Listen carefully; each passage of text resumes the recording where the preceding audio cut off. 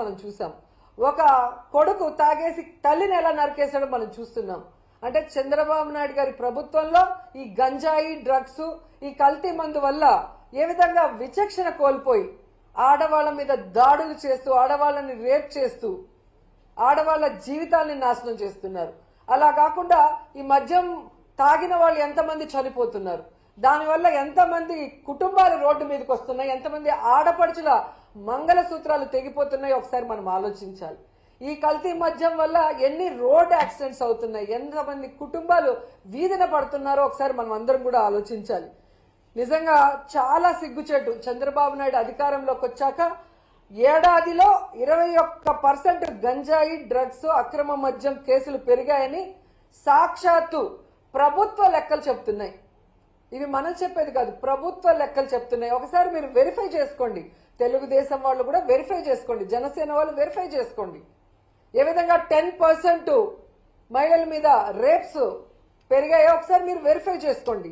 అలాగే మహిళల మీద నేరాలు, గృహహింసలు ఏ విధంగా పెరిగాయో ఒకసారి మీరు ప్రభుత్వ లెక్కలే ఒకసారి మీకు చూస్తే మీకు అర్థమవుతుంది.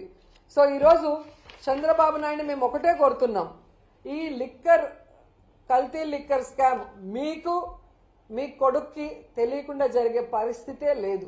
ఎందుకంటే ఈ రాష్ట్రంలో ముఖ్యమంత్రిగా మీరున్నారు, మీ కూటమి ప్రభుత్వం ఉంది, షాడో ముఖ్యమంత్రిగా మీ కొడుకు రెడ్ బుక్ రాజ్యాంగం చేస్తూ ఎలా ముందుకు వెళ్తున్నారు అందరూ గమనిస్తున్నారు.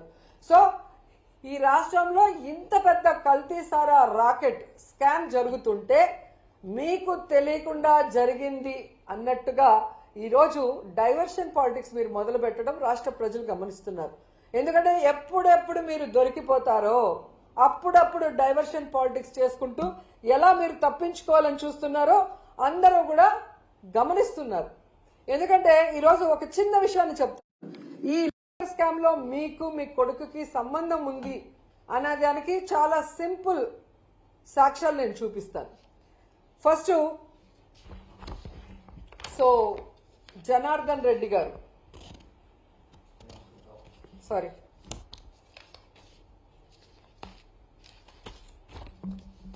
జనార్దన్ రావు గారు.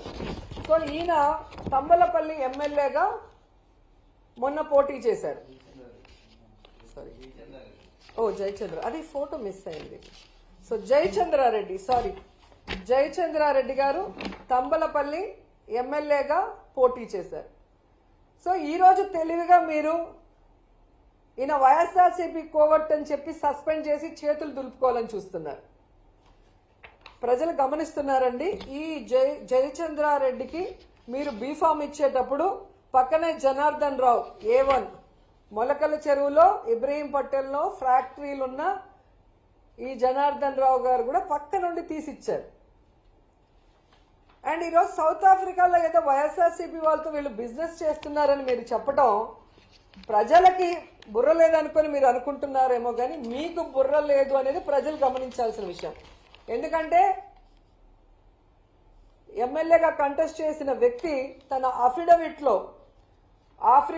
వెస్ట్ ఆఫ్రికాలో తాను బిజినెస్లు ఎలా చేస్తున్నానో క్లియర్ కట్గా తన అఫిడవిట్ లో మీకు ఇవ్వటం జరిగింది.